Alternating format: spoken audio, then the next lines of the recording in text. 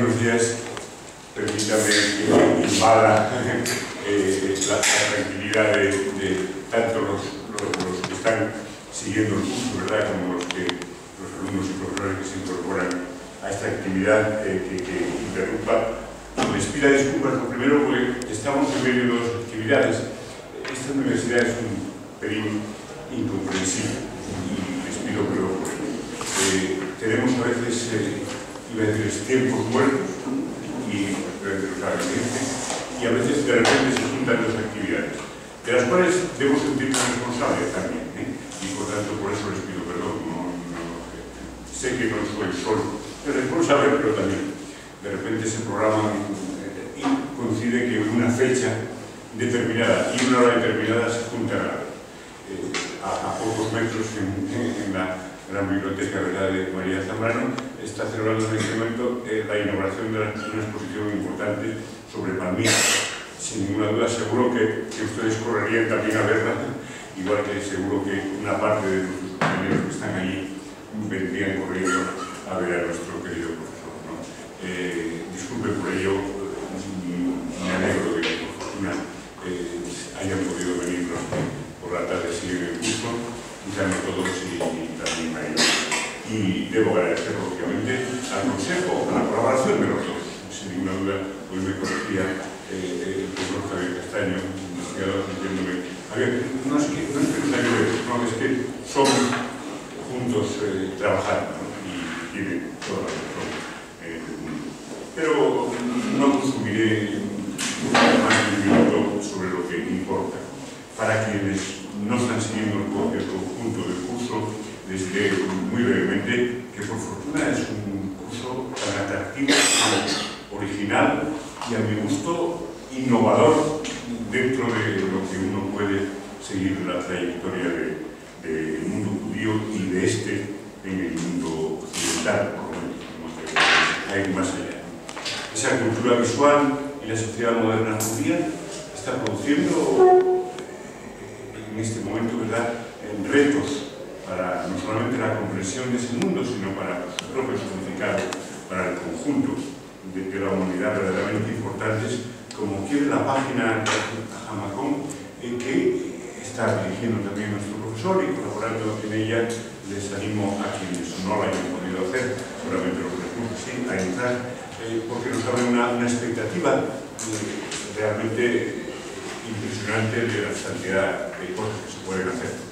Precisamente la Universidad Complutense trabaja también en un grupo que se llama la Europa de la Escritura, sus relaciones con la imagen y la percepción de ambas realidades de la creatividad cultural, y nada me puede alegrar más que ver que por fortuna los caminos se unen y los retos lógicamente tienen. Y por tanto, quienes no hayan podido seguir todas las lecciones, les animo a que las reconstruyan de algún modo, viendo el programa, viendo la importancia de esta página y viendo la labor que está haciendo la universidad al respecto.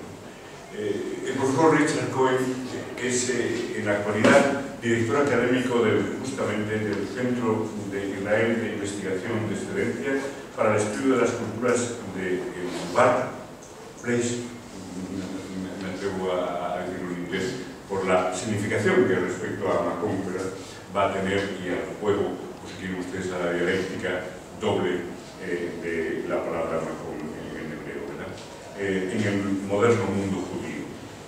Previamente ha ostentado la cátedra Moret y Krot-Kellman en los estudios de judería francesa en el departamento de Historia Judía de la Universidad Hebrea de Jerusalén. Es un viejo, pero como ustedes, muy joven, profesor de una larga historia de un departamento obviamente emblemático de la Universidad de Jerusalén y desde ahí probablemente de la judería mundial. Sus intereses incluyen la historia de los judíos en la Europa occidental y central, y va a decir esta necesidad de nuestra comprensión, de la comprensión de Europa, pero también de nuestra comprensión en el Mediterráneo y en España, y la interrelación entre arte y sociedad en el periodo moderno. Tiene abundantes publicaciones, pero permítanme señalarles dos o tres por la innovación que suponen respecto a esta mirada de la memoria y al mismo tiempo de la fotografía simbólica y significativa de los judíos. Y con los judíos, arte y sociedad en la Europa moderna, ya de 1998, lo cual significaba toda una verdadera revolución en la innovación. Hay una edición espléndida de Visualizing and Disseminating Jewish Space and History en el 2012, que les invito a acercarse, porque es un mundo realmente lleno de posibilidades. Ha sido comisario y editor de las exposiciones From Power Use on the Roches, ¿no? Art, Patronage and Power, de 1600 a 1800, del Museo Judío de Nueva York de 1996, y del judío errante, un tema que sé que ha salido en las charlas, en las exposiciones que han tenido el honor de compartir, ¿no? Un testimonio de los tiempos del Museo de Arte de la Historia del Judaísmo de París de 2001, al que, por cierto, les invito a quien no lo conozca bien. En este momento está produciendo el museo una magna exposición sobre el golem en París, ¿no? De una proyección, iba a decirles, histórica, cultural y literaria y cultural, creo que de gran relevancia para el conjunto.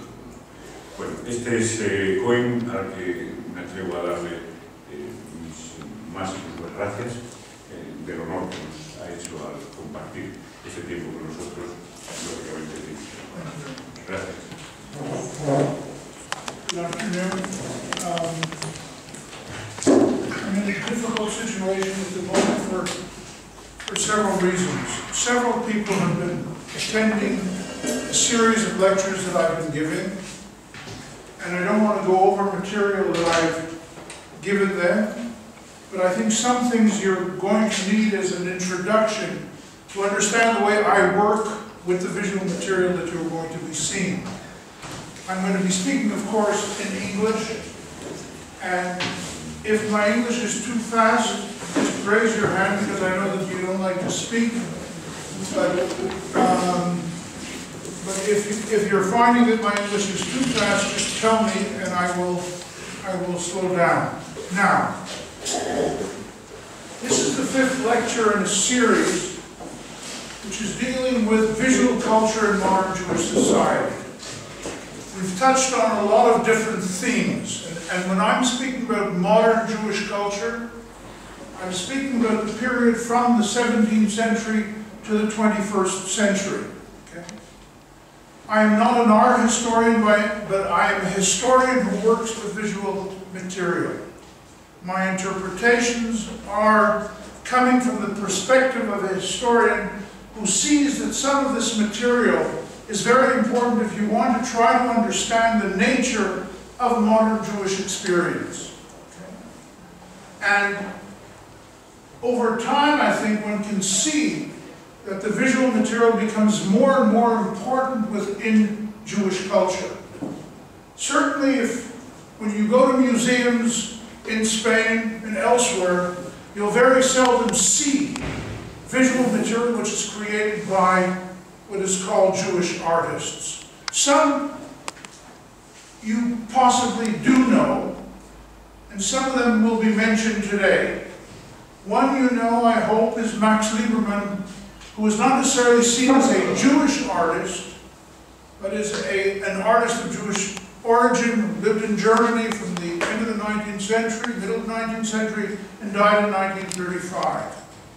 Another artist who I will be talking about today is Mauritius Gottlieb. And those of you who have traveled to Poland and gone to Krakow, and if you've gone to the museums in Poland, you will see Gottlieb. Because Gottlieb is very much considered as one of the great students of a tremendously important art historian, a historian of art in Poland, and that is Jan Matejko. And Matejko saw Gottlieb as one of his great students.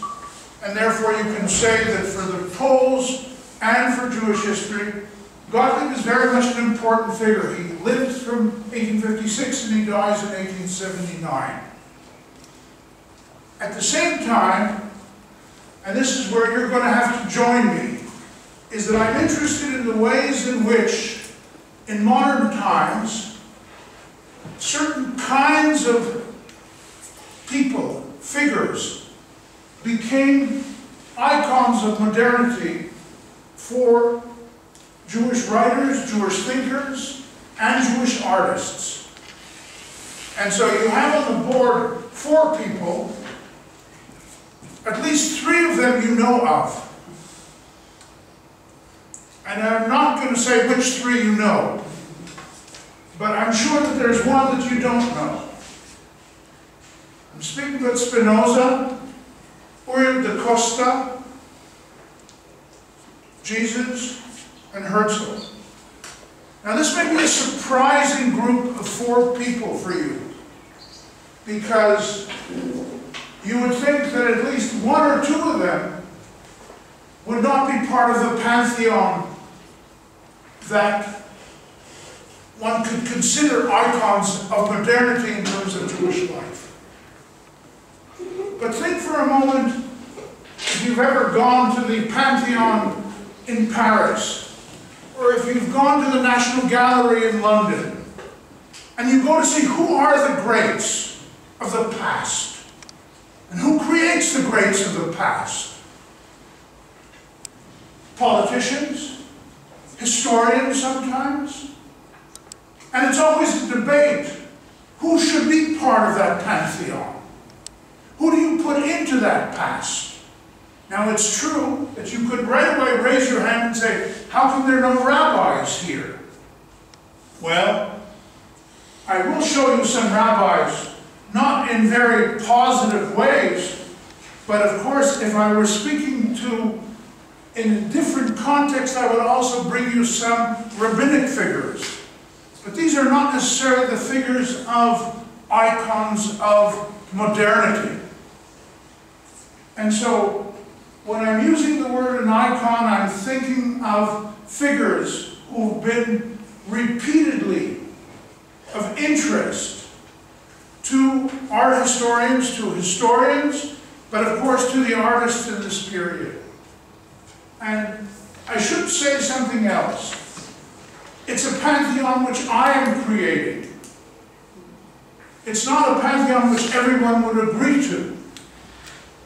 In other words, this is the art historical or the historical interpretation, because what I'm claiming is that in the 19th and the 20th century, there were writers, thinkers, who believed that one had to recreate and reassess the place of Spinoza, da Costa, Jesus in Jewish tradition.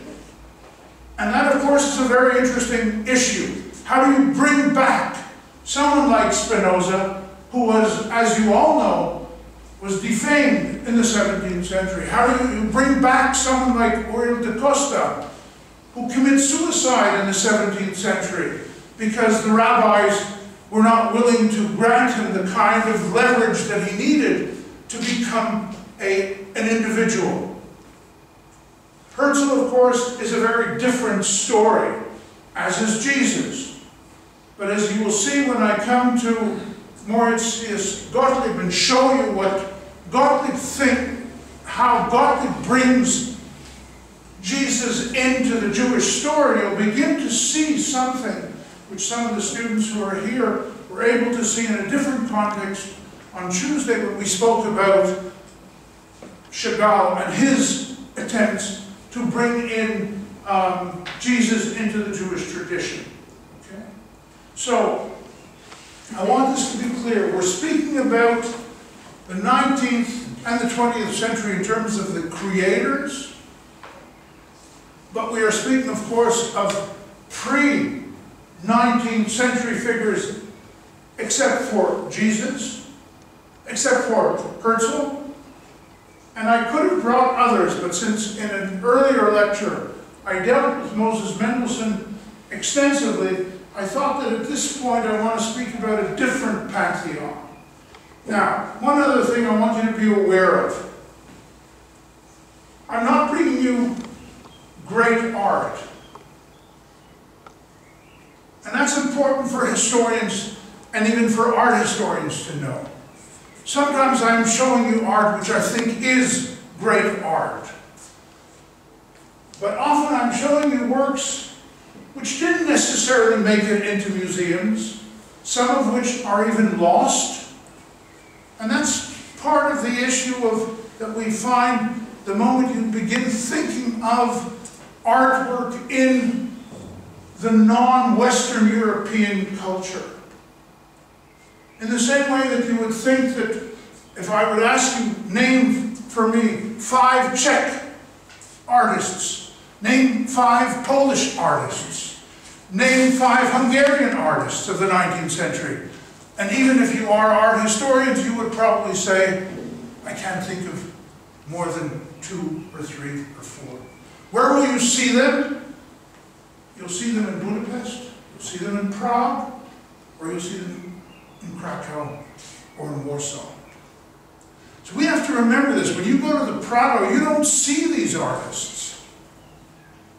Even in the Prado. You go to Thyssen, you don't see these artists. I'm not speaking only of the Jewish artists. You don't see Polish, Hungarian, Czech. It's not part of the way art was collected. And the way art is collected is a historical way of thinking, selectivity.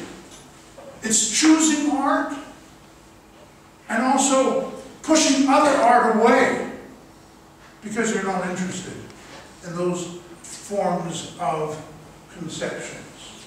Now, I need to begin by showing you 2 images which you've never seen, and they are lost, but they open up for us something of what I'm talking about. I'm showing you a work by a very unknown Dutch artist of Jewish origin by the name of Maurice Leon. And this is important for us to recognize that here is an artist who lives in Amsterdam, who is in many ways struggling with his own identity as a Jew and as a Dutch person. And he turns to Spinoza as a figure that he wants to identify with. And this is what we're speaking of.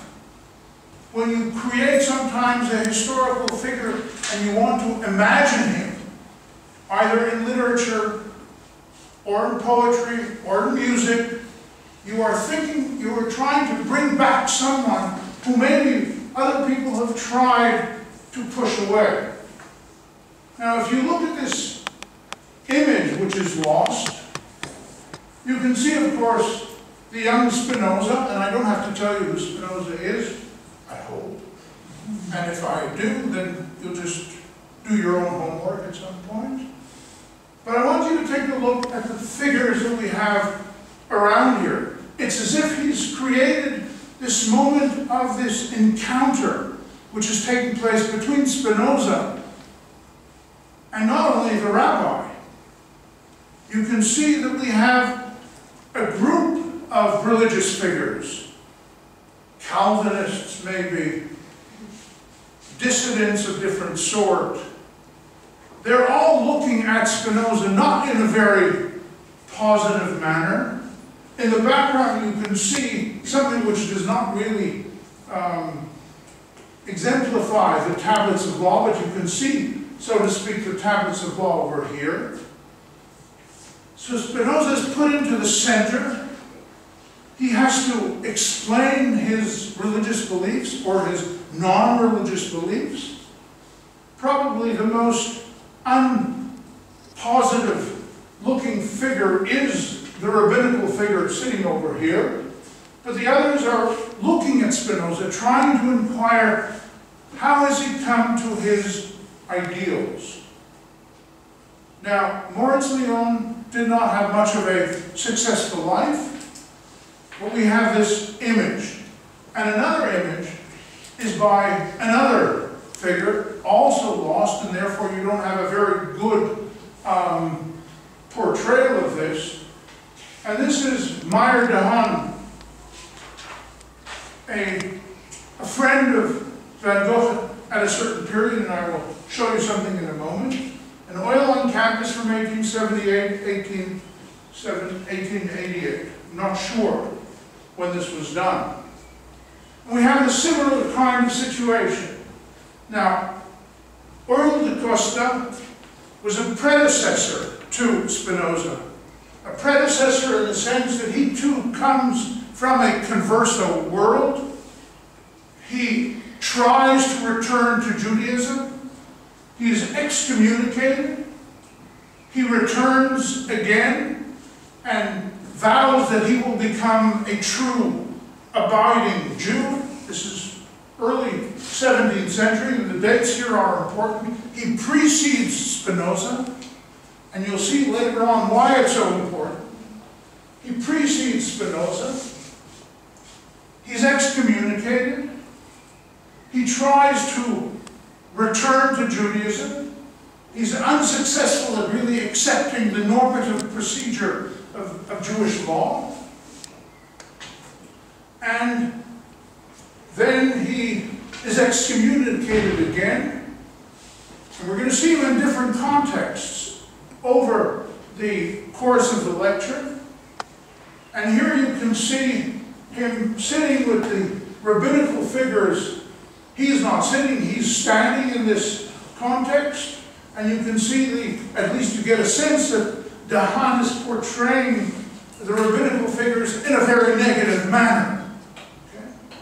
Now, de Haan himself is a person who goes through interesting struggles, and I have brought you a quotation which will help you. This is Meyer de Haan writing to Van Gogh in 1890.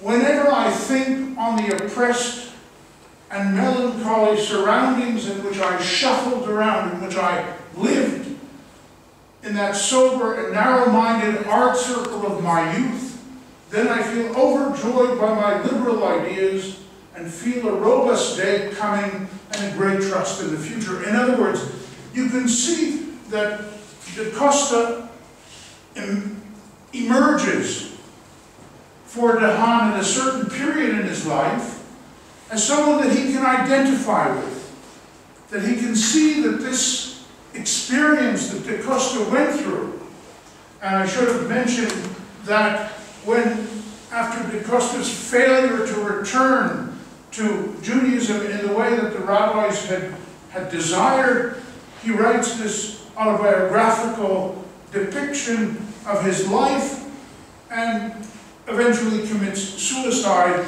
And Spinoza, when da Costa commits suicide, Spinoza is 8 years old. And I'm giving you that for a reason that you will see later on. So we have two 19th century Dutch artists. Meyer de Haan is somewhat more known. I mean, Moritz Leon is not known at all. Who go back into their own cultural past and try to recreate in their minds what they were going through.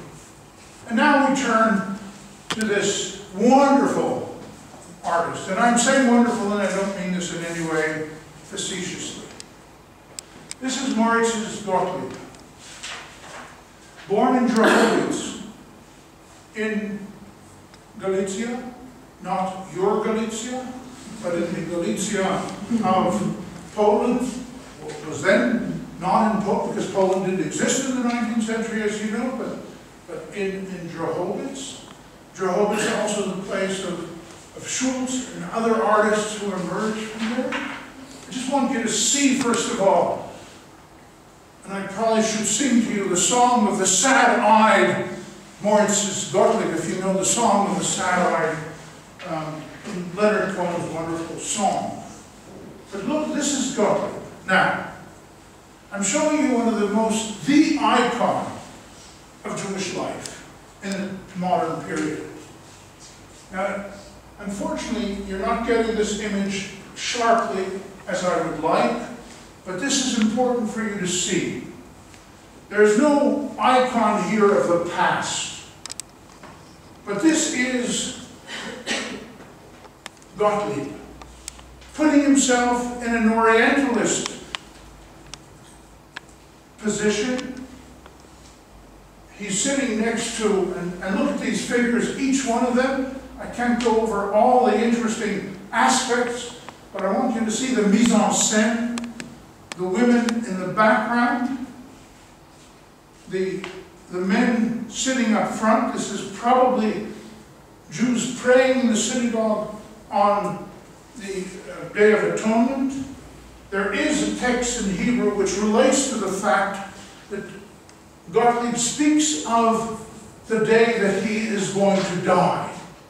And he does, and all of these paintings which you're going to see of Gottlieb are from this last period of his life, 1878, 1879. Now it's interesting, of course, for you to see this. This is an Oriental appearance. He's wearing an Oriental clothing. He's wearing a fur hat in the synagogue. He's really not similar to the others in the context. And of course the question will be, why is he identifying with this Oriental spirit? Now, I want to just for a moment see what you're seeing. Okay, now, this is Gottlieb engaged now in Jesus. Just take a look at this situation. Well, are you going to tell me who Jesus is? Where he is? The one with the golden robes? The one with the golden robe in the center. Mm-hmm. Yes, thank you. Good.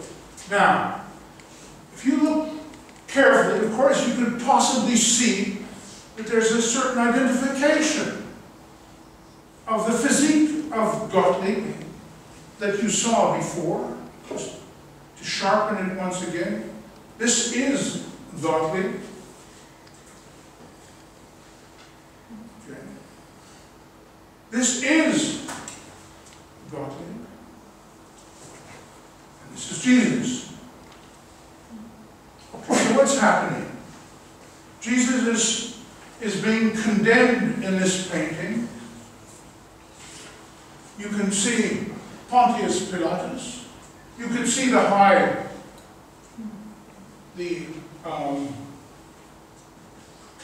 priest. You can see him wearing a talit, a prayer shawl, very differently. And I'm reminding this to the students who were in the class on Tuesday. This is not the way Chagall does, where he puts the talit on the bottom part of the male body.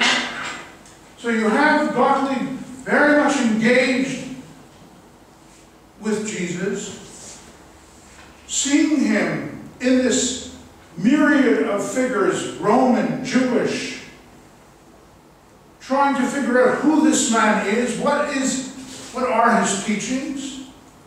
He's standing very firm, speaking clearly to the high priest, who is holding a kind of whip, and you see Pontius Pilatus in this same context. So you're putting him into this very interesting world, and you are expressing a certain identification, which I'll come to in a moment. Now you can see it clearly, I hope. Jesus at Capernaum. Take a look at this. Well, you see, Jesus is no longer looking exactly like Gottlieb. If there is someone looking a bit like Gottlieb, I would see him over here. Now I want you to look closely at something else.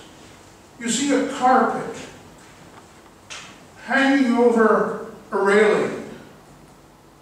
What do you see? I'm going to turn to you because you helped me before. What do you see on the carpet? I cannot really see. It's like a drawing or something. Take a look at the drawing. It's not very clear. You've got to be. If you look at this drawing, you'll see a mosque.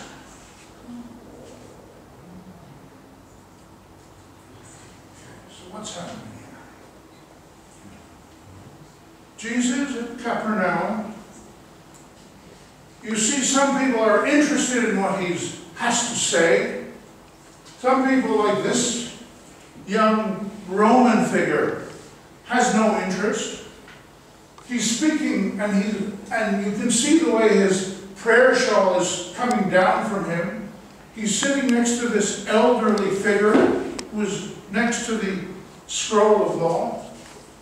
If, unfortunately, and I'm sorry for this, that the screen here doesn't sharpen it, you would see here a Star of David on these scrolls. So there's some people, like this Oriental-looking figure, is very much interested in what Gottlieb has to say. The painting is not finished, as you can see.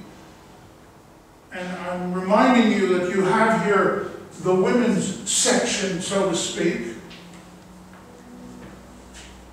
The mosque, Jews, Romans.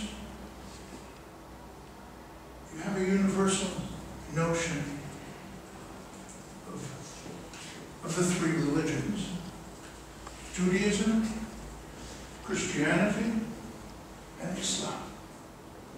From a Polish Jewish artist who is thinking of his own personal dilemma within Polish society in the 1870s. Now this, you have to put this into the historical context. This is still the period of a moment in time in the Polish-Jewish context that there's very much of an alliance. It's as if you could say, well, with whom does Gottlieb identify with? Does he identify with Poland? Does he identify with the Jews? Or is there a kind of universal notion coming out of his spirit? Okay. And so, if I'm looking for a universal spirit, I'm turning to a figure not within specific Jewish culture, but of course you cannot think of Jesus without thinking of Jesus as being part of the Jewish past. And so he has created this scene in which you have a myriad of different figures. And of course, some who are following Jesus, some who are uninterested in Jesus, and therefore the Oriental appearance of many of the people downstairs is because he wants to put you into the Oriental context in Palestine of the 19th century, or Palestine of Jesus' time.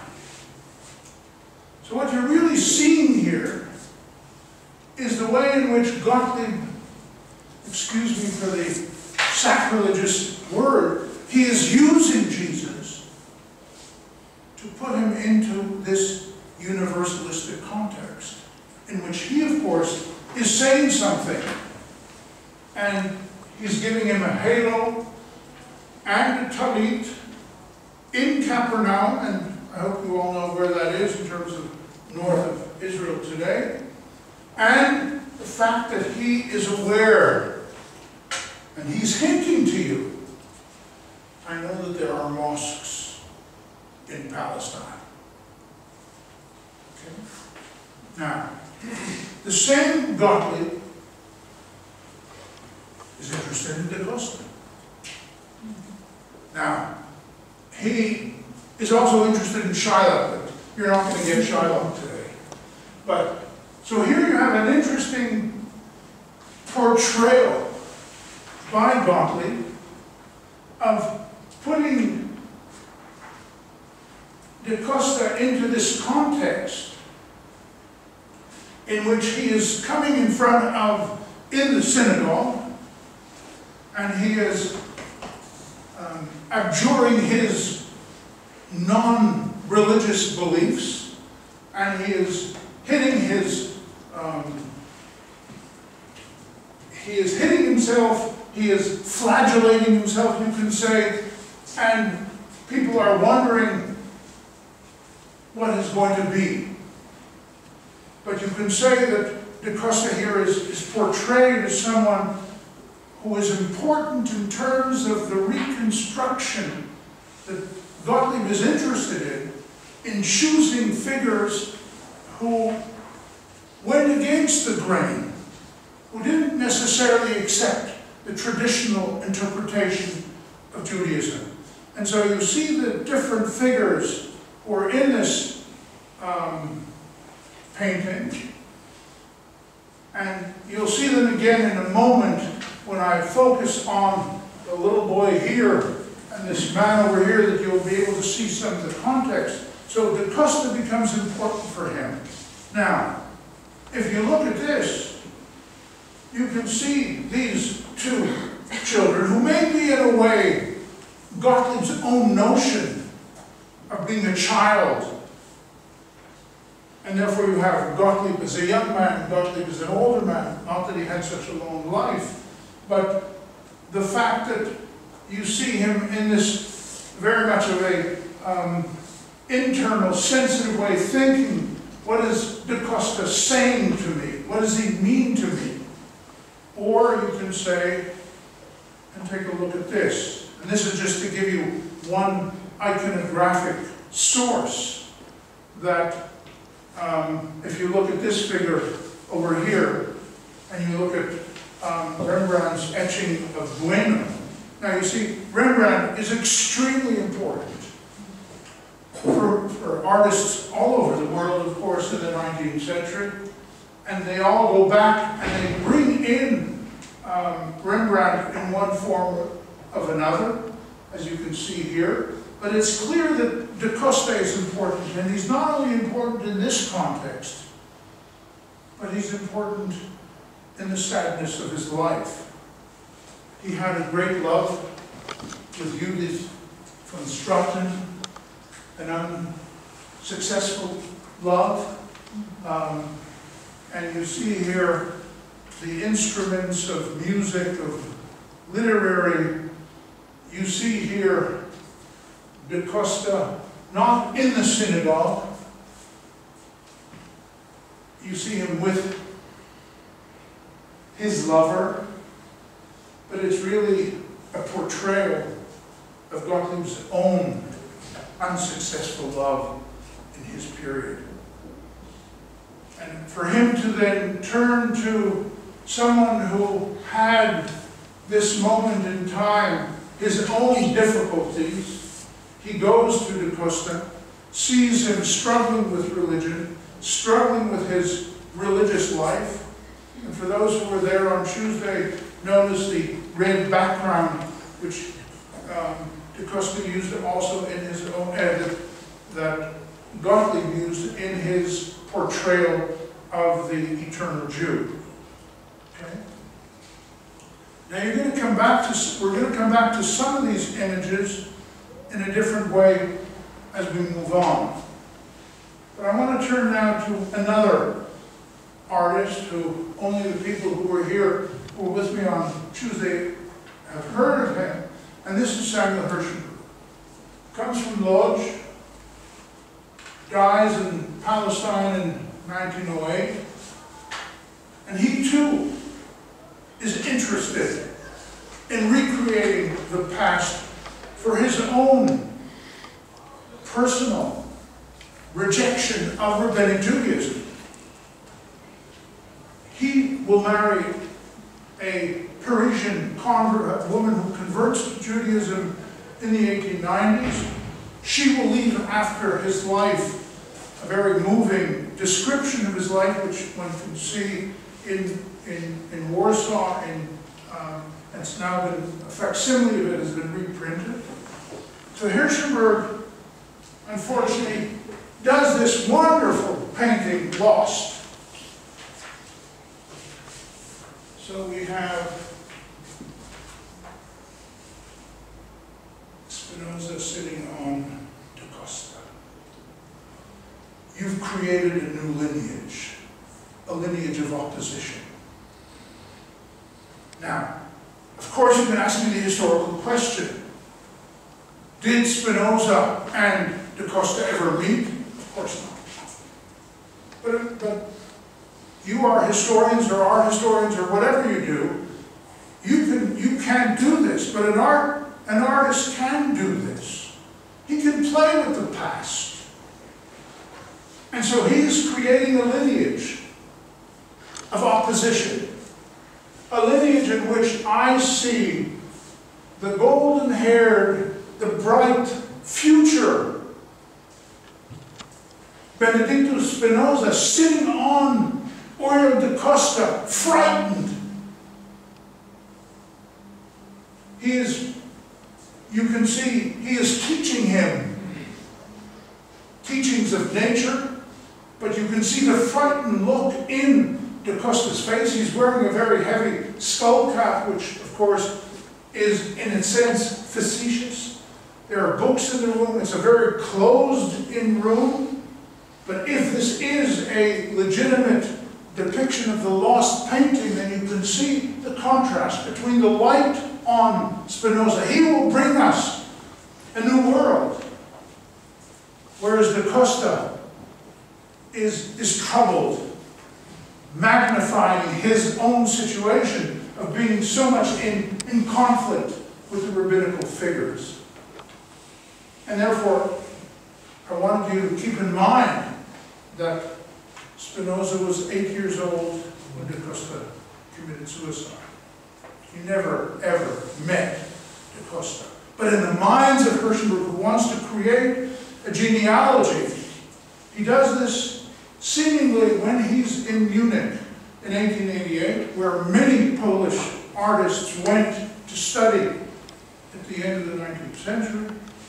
And he does this work, which we just know of from postcards and other words. But, so, what do we have now? I have found my savior. Go ahead. What do we see? We see a Polish person. Maybe.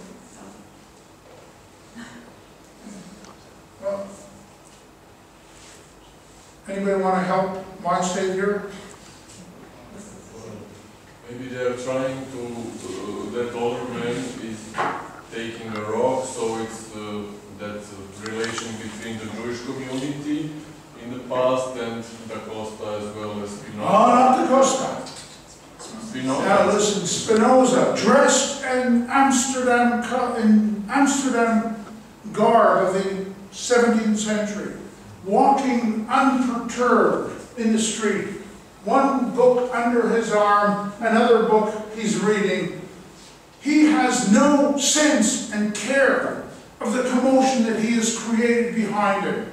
And if you count the number of rabbinic figures in the background, you have 10, which is the number that is needed to create an Orthodox service. And as Luke says correctly, you can see this one figure leaning down to pick up a stone to throw it at Spinoza. But there's something else in the painting. There's one figure who is not put together with the other 9. And if we look at this from a composition perspective, you can see that Spinoza has, in a way, frightened him. He's not with the others. He doesn't know. He's standing with his back to the wall, wondering, am I with him or am I with them? Where do I go? He's still dressed like they are. He seems to look a bit younger, but if you look at this compositionally and the white area which separates them from him, you can see Spinoza has disrupted them. Now, 20 years have separated this work from this work. In other words, for 20 years, Herzl doesn't deal with Spinoza. So you can say, you would have to try to recreate the life of this artist to understand. Here he is just about when he goes to Palestine in 1907. Before he leaves for Palestine, I would think that he is troubled by the fact, I may be going to a place which is too traditional for me, too orthodox for me. Will I be able to be like Spinoza? Will I be able to walk in the streets with my books and think and write and create in the spirit that I want to create? Much in the way that Martin Buber, oh geez, you can't see this, so I'll have to read it to you. Martin Buber, the philosopher whose name should mean something to most of you, I hope, wrote in 1905, and this is Buber, who is the Zionist at this point, who writes as follows. Spinoza possessed enough natura naturans to step from the ghetto into the cosmos actively and peaceably, and take hold in the infinite as no one else before him. 1905. But how much of the most delicious, this is difficult English, I'm sorry, but it's translated from the German, which made it more difficult. How much of the most delicious temporality did he have to sacrifice? Temporality as opposed to infinite. What barely intimated mystery of an incredible separateness did this liberated Talmudic Jew leave for posterity? The new Jew, the Jew of the Emancipation era, strolls in the paths of Spinoza, without genius, but with a demonic daring. He was no longer passive, but acting freely. He no longer acted according to the law, but according to his own thought and feeling. Okay, so now you're beginning to look for your icon. You are Martin Buber at the beginning of the 20th century, and you're thinking, who can be our icons of the Renaissance in Jewish life? We want to go to Spinoza. And then, of course, this wonderful quotation from Joseph Klausner, a writer who wrote on Jesus, annuls the ban against Spinoza on the February 21, 1927 at the Hebrew University of Jerusalem on Mount Scopus, and this is what he says. To Spinoza the Jew, it is declared, 250 years after his death, from the heights of Mount Scopus, from our temple in miniature, the Hebrew University of Jerusalem, the ban is nullified.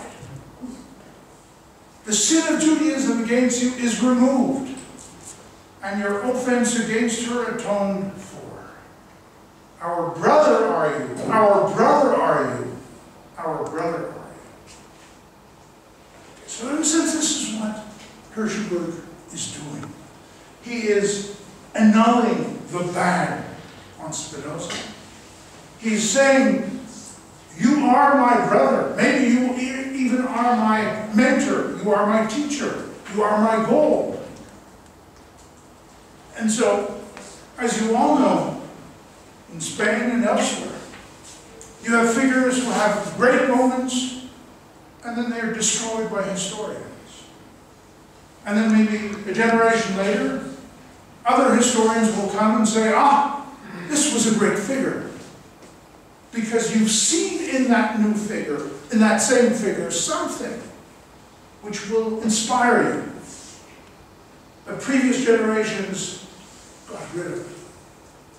I don't think this will happen to Donald Trump, but I can imagine that there will be some future generations when we won't be alive, that they may see something in Trump, and God knows what that may be.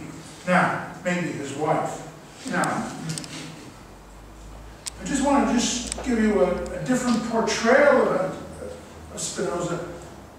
The sculpture done by a very important, and you could see if you go to the Tertyakov Museum in Moscow, you'll see work by Antokolsky, because he is seen as one of the great sculptors of the late 19th century. And so here you see a very different portrayal of Spinoza sitting. And it's interesting to notice how the books are around him, but he's creating him. And then comes this wonderful quote, which maybe you can read. A Hebrew and Yiddish writer praises the work. This is important in terms of the way I would work with this material. He speaks of the philosophical head. And this is the way, you come to an exhibition and you see that the curator is trying to tell you what to think about this piece of work. And he calls, and what Brennan does is he puts together, we have the philosophical head of Spinoza with the Hebrew creative sculpture.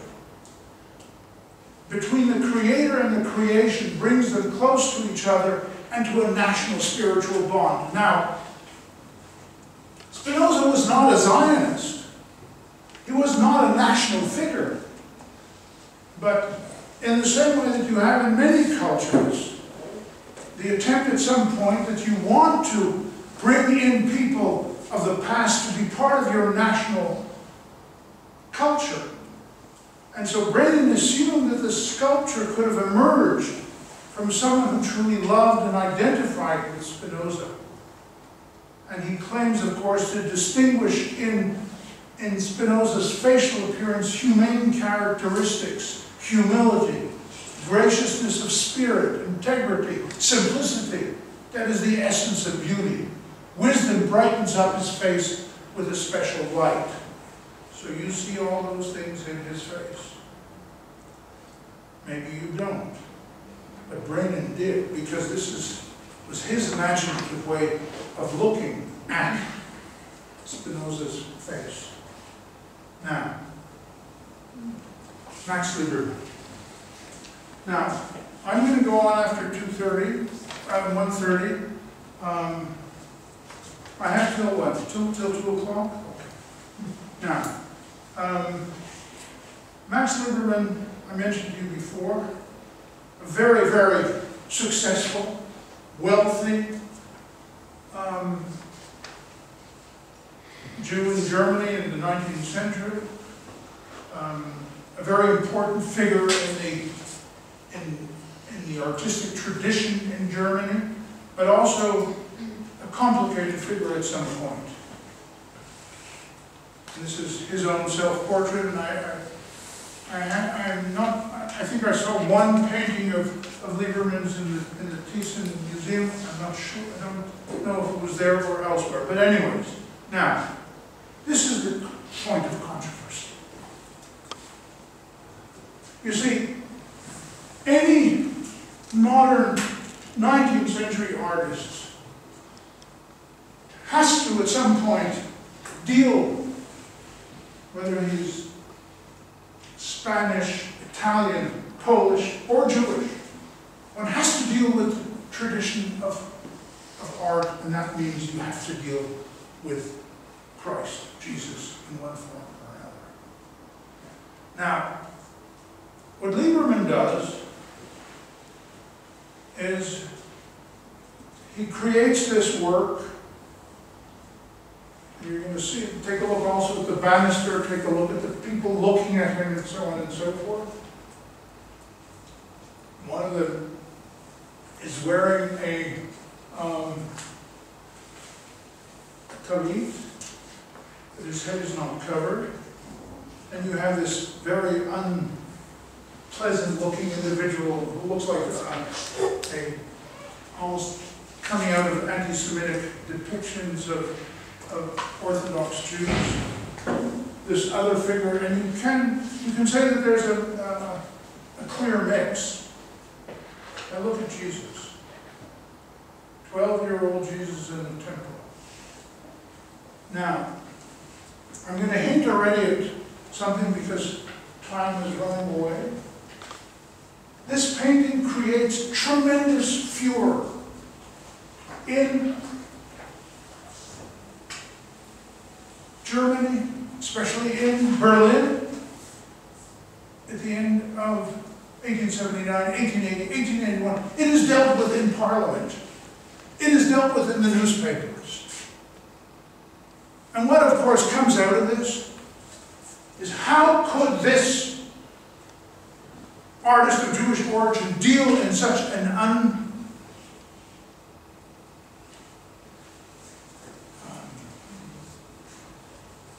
I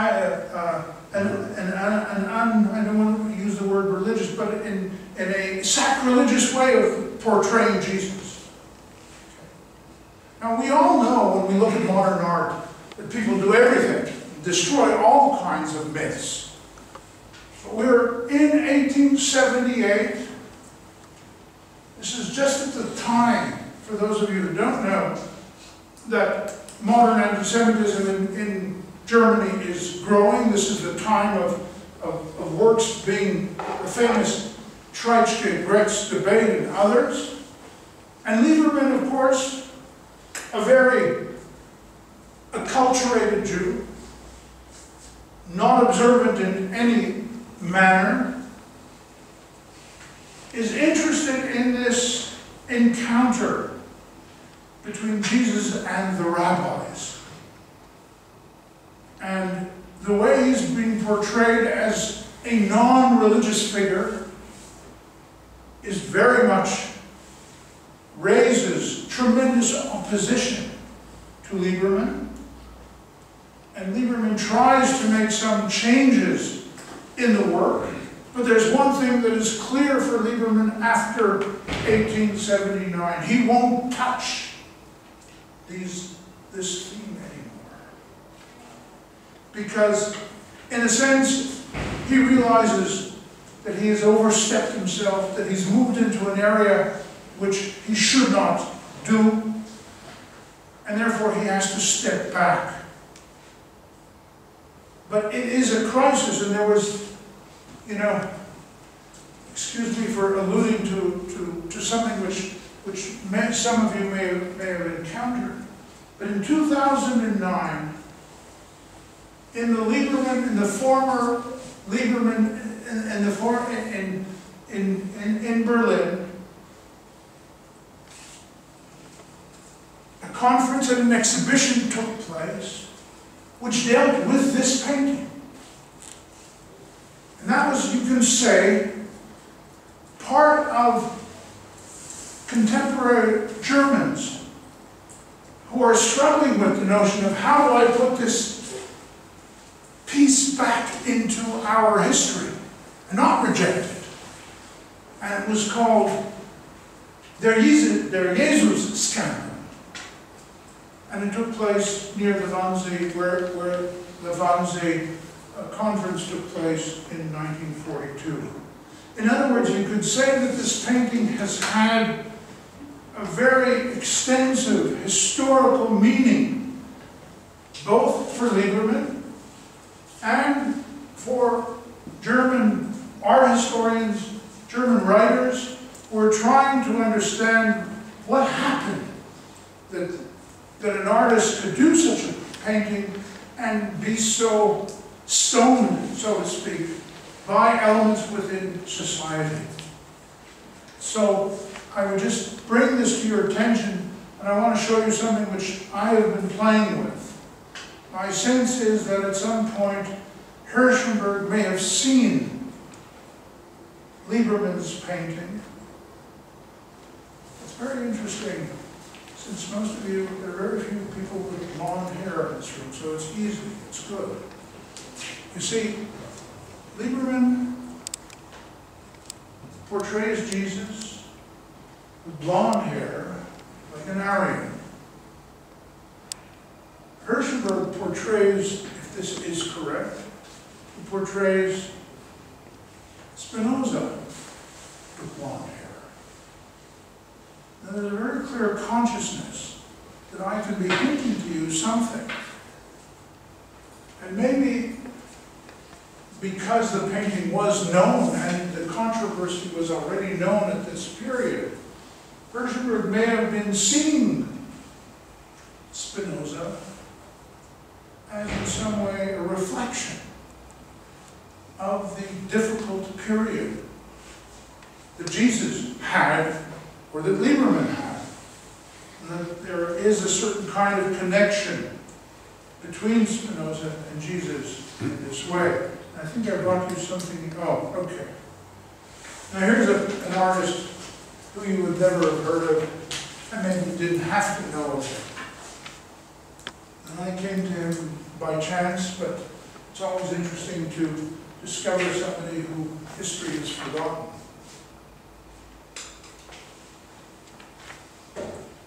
This is a Hungarian artist of Jewish origin by the name of Kurvish Izsó. He didn't have a great period of life. His work was really never extensively cited or seen.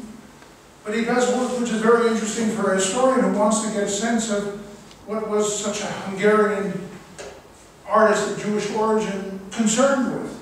Well, he was, of course, concerned with Hungarian history and its relationship with the Jews, of course, in an imaginative way.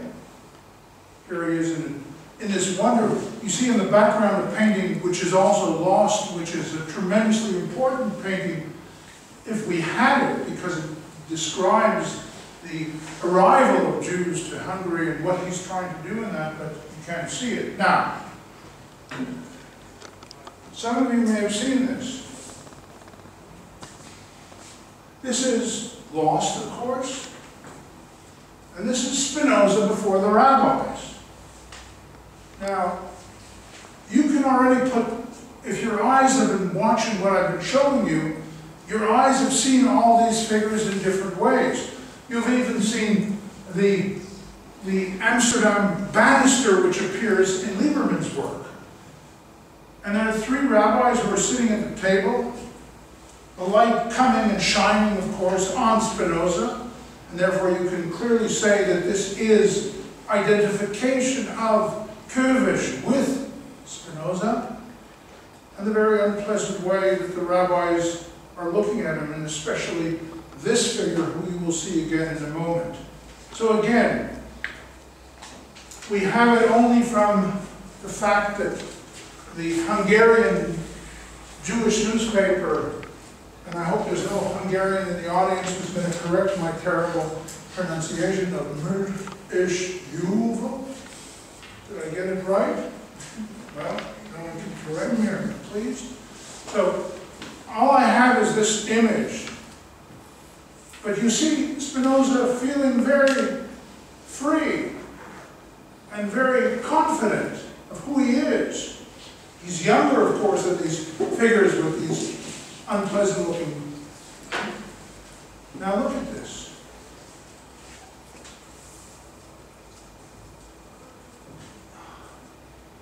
I hope the images are coming clear to you. You see here that, in a way, I see that he also knew Lieberman's painting.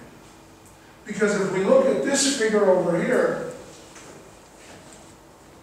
and we look at this figure over here, and we look at the banister, and the light coming out, one can assume that Kurvish may have seen this. So again, I may be taking something from Lieberman, and I might also be thinking that Spinoza's life had some similarity to the life of Jesus. But then you can see here more clearly the figures of the rabbis, and then of course there were many depictions previously, which may have influenced Lieberman, of the 12-year-old Jesus in the temple, and I've just brought you one from Heinrich Hoffmann of 1884. Now, as I had mentioned to the students in the other class, in the previous class, the notion of using the light shining on a Jewish figure who comes to see, and excuse me for repeating it, but I can just say that I'm reminding you of this. You have the light shining on Moses Mendelssohn as he's coming to see Frederick the Great in the 1880s with the sculpture of Socrates in the background. You can say that Curvish was using again Mendelssohn, topic of a previous lecture, to identify with. Now, where is this all coming from? It's coming from his teacher. It's coming from Curvish's teacher. We know that he studied with Jean-Paul Laurent in Paris. Now, the medievalists among you should right away tell me, who was the agitator of Languedoc? Medievalists? Well, okay, so we have this tribunal in the 13th century, sitting, 14th century, 13th century, this tribunal sitting and dealing with this agitator. So here we have it from a different perspective. We have a French artist who is very much in the 1880s. What is central to French artists or French? This is not Impressionists. You can't only look at Impressionist art, you've got to look at historical paintings. Because here you have a French artist who is concerned with one issue, church and state. And so when he is concerned with church and state, he's going back into his past history. And he's discovering this moment in time when there was a Dominican agitator. And members of the Inquisition were looking at him and saying, you know, you must be leaving the church. You've left the church. But the light is shining on him. And that's because, of course, Jean-Paul Laurent is identifying with the agitator. He's identifying with the person who has stood up against the clergy. And so here you have this interesting transmission. Laurent, the agitator of Languedoc, 1887, turned into Curvish, Spinoza before the rabbis. Okay? Because I'm interested in my lineage. And my lineage is the fact that Spinoza was rejected. And so the light is coming in on me, and I want to use what I learned from my teacher. Look how closely it works. The similarity between Mendelssohn, Spinoza, and the agitator of Languedoc against the church. And of course he does a Spinoza, which is not very interesting, but is important. Now, I shared with the participants in a previous lecture some very strange hobby that I have of pursuing this poor man who did collages in the end of the 19th century. And this poor man would travel from one place to another looking for work. But he had a strange hobby like I do, is that he would cut out pictures of great Jewish figures, berühmte Männer in Israel, and put them together in a kind of collage. You have this in different cultures at the end of the 19th century. Now, what is interesting in this series of berühmte Männer in Israel is that you need to remember the fact that there is no Jewish museum in Europe or in general until the end of the 19th century, and even then it's nothing significant. So it's as if this man has created a kind of Jewish museum of museum greats of the past. And what I find very interesting is that in two that I have found so far, Spinoza appears, not da Costa. Maybe this was a bit too much. Bring in someone like da Costa who committed suicide and so on. So amidst all these rabbinic figures, some liberal, some traditional, some orthodox, Moses Mendelssohn is there, we have here Spinoza. Now, why is that interesting? It's again reflective of this tendency that I'm speaking of. You write history. Who do you put into your history? Who do you kick out? Who do you put in? Now, if I'm putting Spinoza in this group, I'm now saying in some way that he is legitimate. Even though I know that many people, of course, thought that he was illegitimate. And so, amidst this strange working, I've been always looking to find Benedictus among the distinguished men. As I told the participants, no females, sorry, but that's part of tradition as well. You have, interestingly enough, a Rothschild in the center. You have a Spinoza over here, and a bunch of other figures like Moses Mendelssohn, whose name may mean something to someone. So in a sense, this is popular culture, but popular culture which gives you and I a connection in some way to a broader phenomenon. So my sense is that in cultural history today, this is important for those of you who do cultural history, that we've broken down the barriers, the borders between low culture and high culture. In other words, I am doing something which is saying to you, I can show you a great painting by Gottlieb together with this paper which is sold for a pittance in the 19th century, and saying they're doing something which has some connection, one thing to another. Now, well, these are just some other images of Spinoza, and now I come back to you.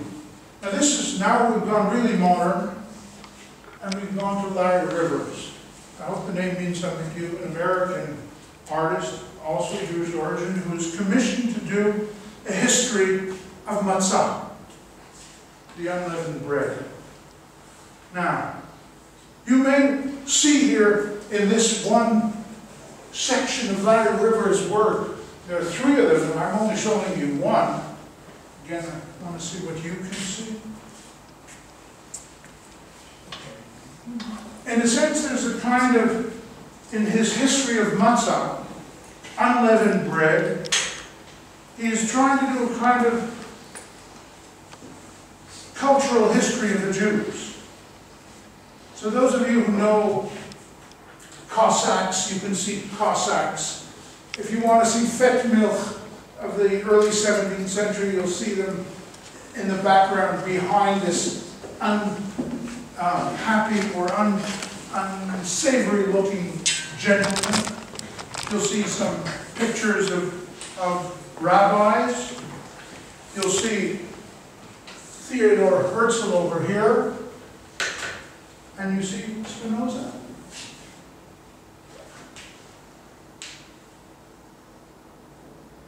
Where would I put Spinoza? Well, I'll give you a hint. Here you can see Spinoza. So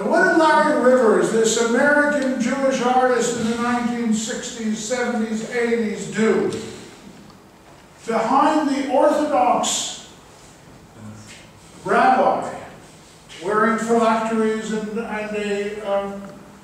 talit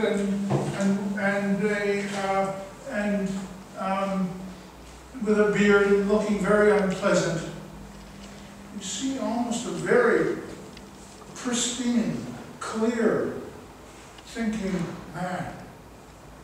As if he's hiding behind him.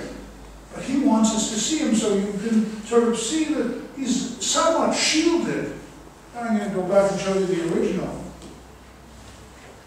But he's clearly there. Now, the rabbi, or the rabbinic, or the Orthodox figure, is sort of leaning on a Polish synagogue of the 18th century, one of the great wooden synagogues, which all we have of them are pictures today. So he's leaning on this Polish synagogue, but behind him is Spinoza. Okay.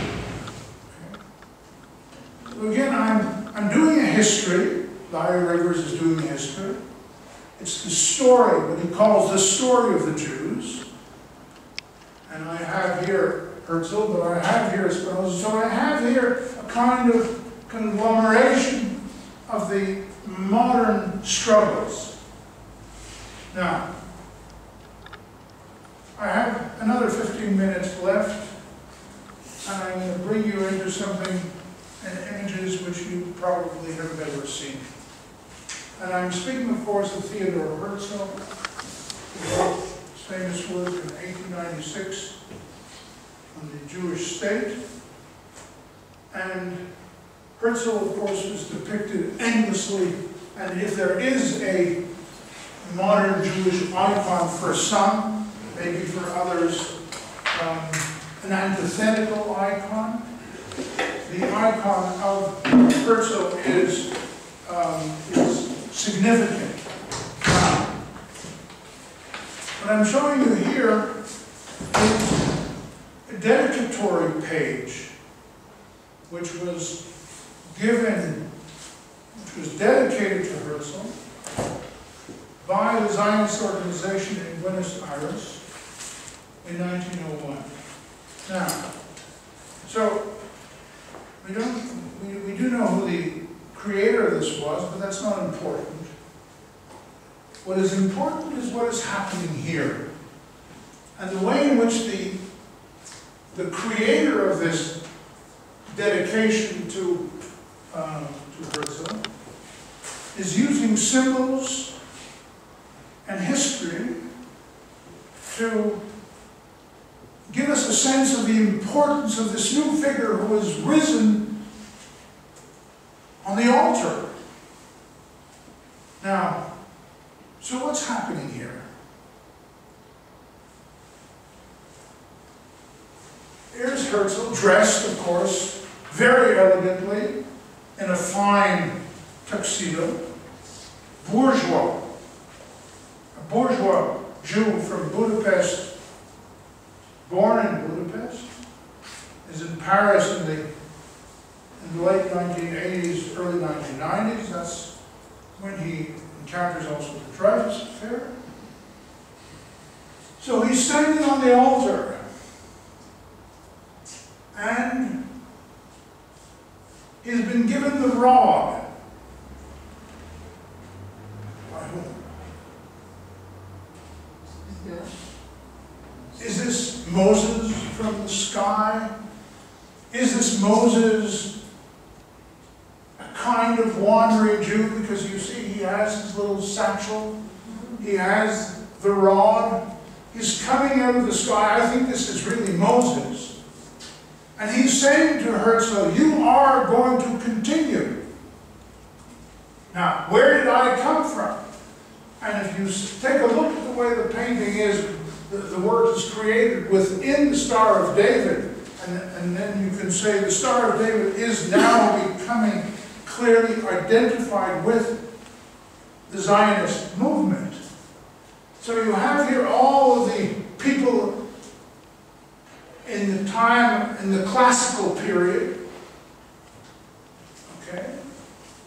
Moses coming out of the sky of the clouds, and then you have the bourgeois Jews, the Jews of Vienna, Budapest, late 19th century, who are on this side, and then of course you have the rising sun in the background. I find this one of the most impressive attempts to give you a way in which one can iconize and create a hero. And of course, Herzl was seen at this point as a hero. So this is 1901. Now, you should know, Herzl was born in 1860 in Budapest. He dies in 1904. His life is short, but the images are extensive, and I won't show you all of them. Now, the biblical scholars among you, what are you seeing here? Biblical scholars, what is the scene?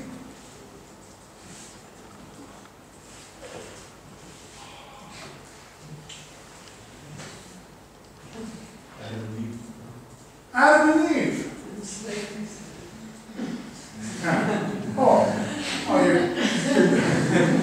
I forgot that I put this. Okay, now, so Adam and Eve are expelled from the Garden of Eden in 1908. Now look at this. This is Ephraim Moses Lillian. At that point, very much involved in the Zionist research renaissance.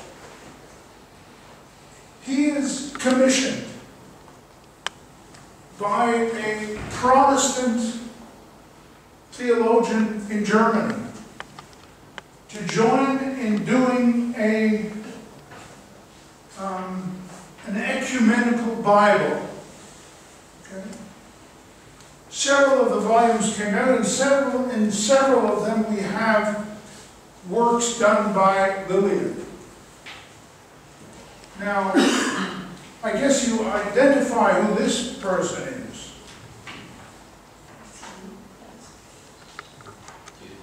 Who? Herzl. Now you can put this into Jugendstil of the end of the 19th century. Put this into Birdsley. Okay? Now, this is a pretty dramatic way of portraying Herzl with a halo. And, of course, covering his personal parts with the sword in a very, very, I can be a little Freudian for you and say there is a bit of phallic in the way he's doing this. This is Herzl who is expelling Adam and Eve from the Garden of Eden. Now, is Herzl then seen as God? Is Herzl seen with these, in this androgynous, well, he's not so androgynous here, but you do have the wings behind him. But you can clearly identify him as Theodor Herzl. And so, one other thing I should say, that you can see that he's trying to portray Herzl. He's not portraying him dressed in this wonderful tuxedo. He is undressing him in order for us to see his body and to see the strength of his body. This is the new Jew. This is the male, powerful body.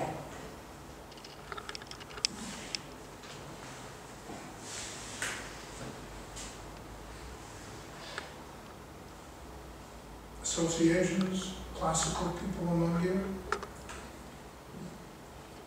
This figure reminds you of any tradition that you've studied. We're putting Herzl into what kind of garb? What period? It's ancient Syria from the Bronze Age. This is the tassels of Canaanites. So that's exactly where we are. We are putting, of course, Moses as Herzl in this reconstruction of time coming down from the Mount of Sinai with the tablets of law. And so you can say that Lillian is struggling with the fact, what do I do with this guy? How do I give him an appearance which will associate with others so many different pasts? And you look at the clothing that he puts on him. The Assyrian Herzl, the Assyrian Moses coming down from the Mount of Sinai and breaking the tablets. And then, of course, you have it very clearly where he is now Moses. Is this sacrilegious? But maybe this is what national movements are all about. And so there's all of this feeling that you are in Jugendstil of the end of the 19th century. You're clearly in the world of Aubrey Beardsley. You have Moses, Herzl, showing you the law, or the future, coming out of the clouds. And this is in an ecumenical Bible of 1908, 1912, republished several times, I think 2 or 3 times, beginning originally in Leipzig. Now, the biblical people among you, what scene do you see here? I hope I didn't show it to you. Good. I didn't tell you. What? No, I don't want you. I want the students. What do you see here? Go to the Old Testament.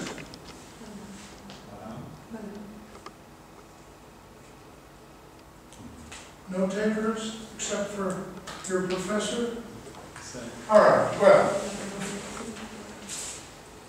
you have a man on the horse. Associations, past, Balam. Okay. And our good friend, Theodor Herzl. Now, take a look at Balam. Take a look at the image. I had to put them together. Didn't work so successfully. So he's now, of course, you can see that we're not dealing with creating a background from Nuremberg or from, we are in the Middle East, more or less, palm trees and so on and so forth. We can see him as maybe an Arab with his pack or a Bedouin or someone. I'm also concerned with the fact that I do see, and maybe this is my reading, we do see a cross. Maybe we're so used to seeing crosses that maybe there's a cross here. Now, what happens in the biblical story? If you don't know, I'll send you to the biblical story. You should know it. But there is Herzl. There is the story from the Bible where he is holding, sort of stopping, but as you know, the donkey is not willing to continue for various reasons. Remember the story? Okay. Now, just to give you, I think it's 2 more images and we're almost done. I just want to show you something else. Now, this is Boris Schatz, who creates a memorial plaque. Now, Boris Schatz is important to us because he creates the museum, the art workshop in Palestine in 1906 called Tzaveh. And here he does a memorial plaque of Herzl using his face. This is clearly iconic. Bringing a famous phrase from Herzl if you will, it's not a legend. In other words, if you want to create a Jewish state, you can. And then there's this interesting composition. Herzl in the center, and you have these two tablets of law. Can we move to that kind of imaginative way of thinking? Maybe, again, you can't see it, but it says Moses, written in Hebrew, and part of the text which really iconizes Herzl, 1906. And I think, well, let me see how many more I have to show you. Okay, so we're almost done. We'll finish at 2 because I see that some of you have to leave. This is an imaginative carpet. Many of them were created. And one of the things that Bezalel wanted to do, that Schatz wanted to do, is that he wanted people to integrate into the vision different ways of depicting Herzl and depicting the new scene. So you have, again, the rising sun. You have the Tower of David, which is at the entrance to the old city of Jerusalem to this day. You have Herzl leaning over the balcony and sort of looking at this throng of people coming up as if they're leaving their homelands and now coming to Palestine. So even the carpets, and this is again coming back to what I was saying before, that you can use popular culture. This is not great art.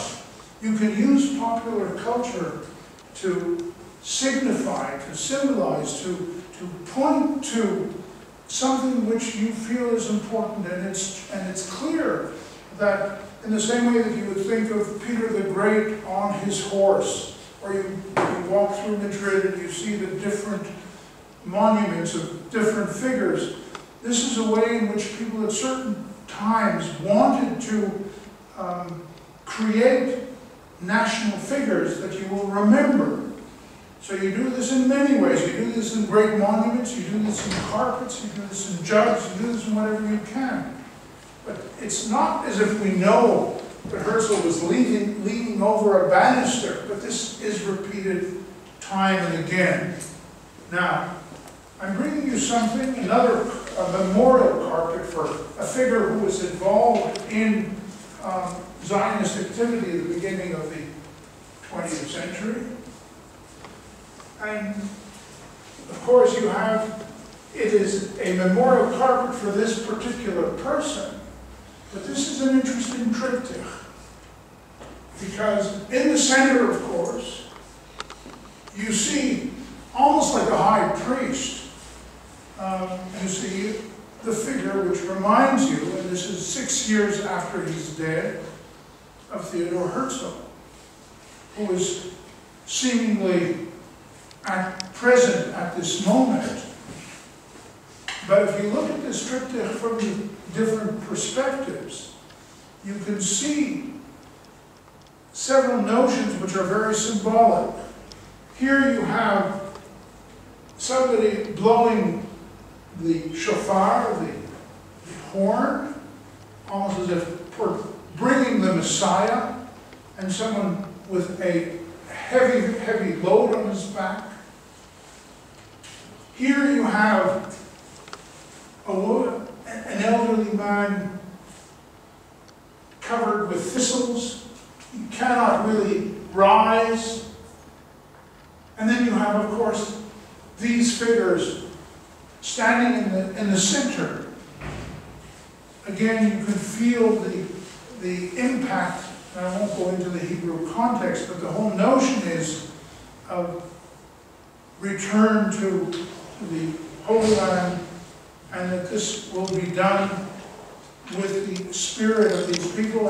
And so at the center, in front of the Star of David, which is at the beginning. So it's in a way you can say focusing on the center part of the triptych in order to realize what is this canopy under which Herzl is standing with this woman, again in Assyrian dress. So we've moved from seeing him dressed, just I want you to keep this in mind, we've seen him dressed like he was at the first Zionist Congress in 1897.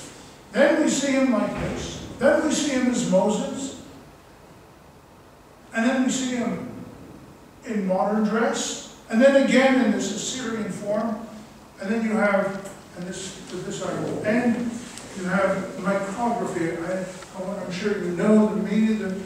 The word is that you can write in very small letters. You create the icon of the figure by very small letters, and this is Theodor Herzl, and what is on his jacket, you have in micrography, in small letters, the entire book that he wrote in 1896, which was Direction. So, I would say that this is a certain pantheon. This is clearly a pantheon of modernity. It's an attempt by artists and cultural figures to try to celebrate and create their greats.